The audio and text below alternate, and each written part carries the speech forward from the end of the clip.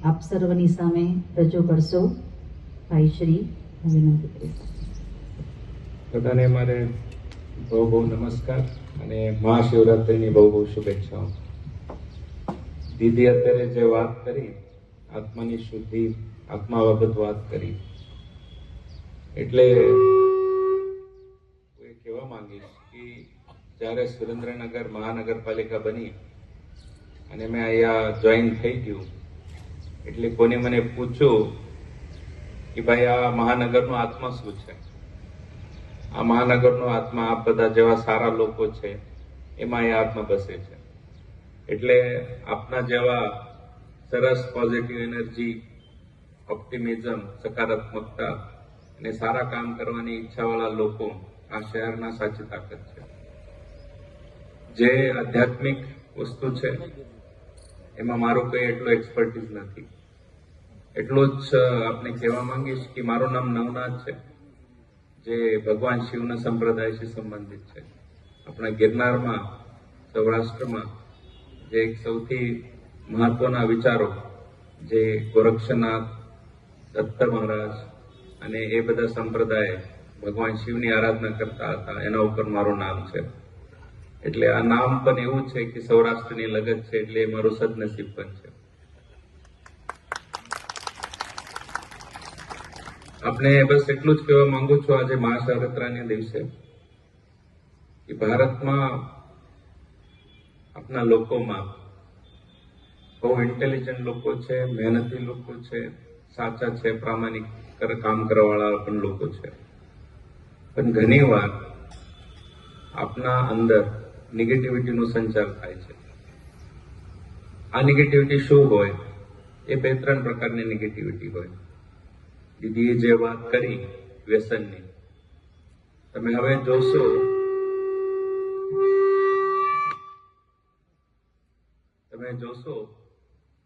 શહેરમાં જેટલો પ્લાસ્ટિકનો કચરો થાય છે એ 50% થી વધારે કચરો માવાની કોથળીઓ હોય છે.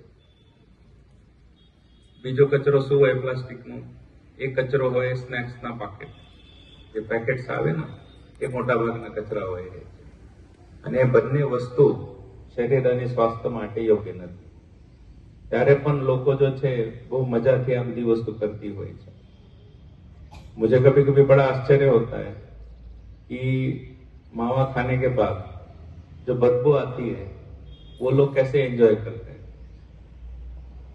मतलब मैं एक दो जो मेरे करीबी लोग हैं उनसे भी मैंने पूछा कि आपको इसमें क्या मजा आता है. एनीवेज, मेरी अपेक्षा इतनी है कि स्वास्थ्य हमारा भी रहेगा, शहर का भी रहेगा और समाज का भी रहेगा. इसके लिए ये जो व्यसन है उसको छोड़ना बहुत जरूरी है. दूसरी चीज कि यहाँ आने के बाद हम बहुत सारी चीजें करनी है. जब भी मैं शहर में निकलता हूँ तो मुझे काम ही काम दिखता है कि मुझे ये करना बाकी है, मुझे ये करना बाकी है. लेकिन उसके लिए एक व्यवस्था खड़ी करनी बहुत जरूरी होती है और उस व्यवस्था में प्रामाणिकता से काम करने वाला भी बहुत जरूरी होती है. और आपका जो संप्रदाय है ब्रह्म कुमारी जो है, ये लोगों में सिविक सेंस खड़ा करने की कोशिश कर रही है.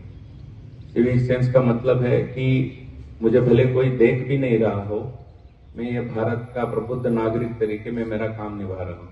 मुझे किसी के अप्रिसिएशन की जरूरत नहीं है, मुझे किसी के थैंक यू बोलने की जरूरत नहीं है. ये मेरी फर्ज है और ये फर्ज मैं अभी कर रहा हूँ. जब मैं ये देखता हूँ कि इसमें क्यों ऐसा हो रहा है, अगर आप किसी भी जगह पे जाओ, किसी भी समाज में जाओ, किसी भी ग्रुप में जाओ, मेरा ऐसा एक मानना है कि 70-80% लोग जो होते हैं वो अच्छे ही होते हैं, लॉ अबाइडिंग सिटीजन होते हैं, उसको अच्छा ही काम करना होता है. जो 10-20% जो लोग होते हैं उसमें भी ज्यादातर ऐसे लोग होते हैं कि कंफ्यूज होते हैं, उनको समझ में नहीं आता है कि भाई इसमें क्या करना चाहिए. और 2-4% ऐसे होते हैं कि अपने सौराष्ट्र भाषा में कहवाय तो 14 कि એને કઈ પણ સારી વાત તમે કરો, એ કઈક ઊંધો વિચાર કરીને એમાં શું ખોટું છે એ લઈને તમારા સામે લઈ આવશે. અને જ્યારે પણ અમે કઈક વાર કામ કરવાની શરૂઆત કરતા હોઈએ છીએ, પરફેક્ટ વ્યવસ્થા ના હોય, એ બનવામાં ટાઈમ લાગે. આઈડિયલ વ્યવસ્થા ક્યારેય કોઈ નથી હોતી કે અમે એક કામ કરીએ તો લોકોની પછી બીજી ડિમાન્ડ આવે, બીજું કામ કરીએ ત્રીજી ડિમાન્ડ આવે. એ ચાલતું રહેવાનું, એ આપણે હ્યુમન સિવિલાઇઝેશનનો ભાગ છે. પરંતુ આ બધી પ્રક્રિયામાં જે મેં વાત કરી કે આપણે સિવિક સેન્સની બહુ જરૂરિયાત છે એક જિમ્મેદાર નાગરિક તરીકે. બીજી વસ્તુ, સારી વાત કહેવાની, સારી વાત હોય તો સારી કહેવાની હિંમત પણ રાખવો જરૂરી છે. ઘણી વાર શું થાય, ખોટા કામ કરવા વાળા ખોટી વસ્તુને ખોટી તરીકે પ્રોજેક્ટ કરવામાં બહુ ઉતાવળા હોય છે. પણ કોઈ સારી વાત થઈ હોય તો એ બોલવામાં સારા લોકો બહુ કચાશ કરતા હોઈએ છે. મને ખબર નથી કે હું સુરેન્દ્રનગરની વાત નથી કરતો, એક જનરલ ટેન્ડન્સી એવી છે કે આપણે સારા માણસો હોય ને એમાં સારી વાત પણ ના કરીએ.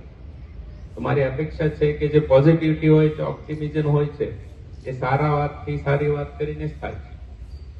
કેમ કે જે મેં તમને વાત કરી 70-80% લોકો જે હોય એમના પોઝિટિવ મોટિવેશનની પણ જરૂરિયાત હોય, એ પણ માણસો જ છે. એટલે કે આપણે એ પદ્ધતિથી થોડીક આપણે લોકોની અંદર આ વિચાર આવી જાય તો એમાં નક્કી જ આપણો શહેરની વાત હોય, આપણા જિલ્લાની વાત હોય, આપણા રાજ્યની વાત હોય, આપણા દેશની વાત હોય, એ શું કહેવાય કે એમાં બહુ અમૂલાગ્ર બદલ થઈ શકે એવું મને મારો એક વિચાર છે. છેલ્લે હું વાત કરું, યોગા સેન્ટર માટે અમે કાલે જ બજેટ પસાર કર્યો છે અને એમાં માત્ર 50 લાખ રૂપિયાની અમે જોગવાઈ પણ કરી છે. એટલે જેટલા આપણા પાસે પબ્લિક સ્પેસીસ અવેલેબલ છે, ગાર્ડન છે, એમાં ખાસ કરીને અમે એક વ્યવસ્થા ઉભી કરશું. અને એ આપણા જેવા જે સરસ કામગીરી કરતા સોશિયલ ઓર્ગેનાઇઝેશન છે, ધાર્મિક ઓર્ગેનાઇઝેશન છે, એમને અમે એ આપણા જે પ્રોજેક્ટ છે એ આપણું જે કામ છે કરવા માટે આપીશું. એના સાથે જો બજેટની વાત કરીએ તો આપણો 4 ગુના બજેટ થઈ ગયું છે સુરેન્દ્રનગર મહાનગર